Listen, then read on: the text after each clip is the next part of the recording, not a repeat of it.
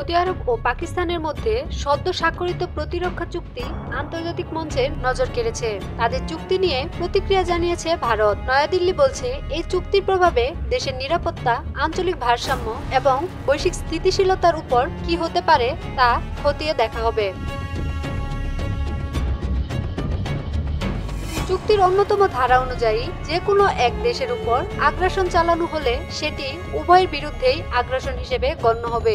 এই ধারা দুই দেশের মধ্যে যৌথ প্রতিরোধ শক্তি গড়ে তোলার অঙ্গীকারকে আরও দৃঢ় করে।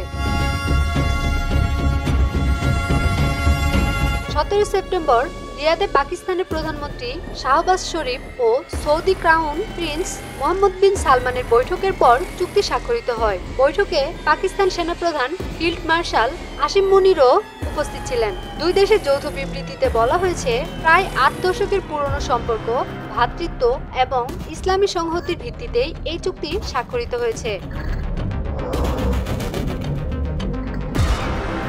ভারতের পররাষ্ট্র মন্ত্রণালয় জানিয়েছে, আমরা চুক্তি সম্পর্কে অবগত ছিলাম। বিষয়টি বহুদিন ধরে বিবেচনায় ছিল। এখন এর বাস্তবায়নের পরিণতি আমরা পর্যালোচনা করব। ভারত সবসময় জাতীয় স্বার্থ রক্ষায় অটল এবং সর্বক্ষেত্রে সামগ্রিক নিরাপত্তা নিশ্চিত করতে প্রতিশ্রুতিবদ্ধ। ভারতের এই সংযত প্রতিক্রিয়া মূলত আঞ্চলিক ভারসাম্য ও দেশের নিরাপত্তাকে প্রাধান্য দেয়।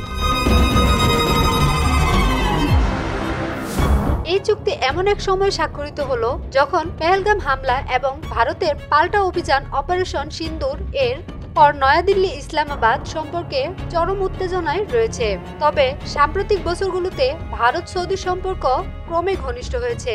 প্রধানমন্ত্রী নরেন্দ্র মোদী ইতিমধ্যে 3 বার সৌদি সফর করেছেন এবং ভারত বর্তমানে সৌদি আরবের দ্বিতীয় বৃহত্তম বাণিজ্য অংশীদার।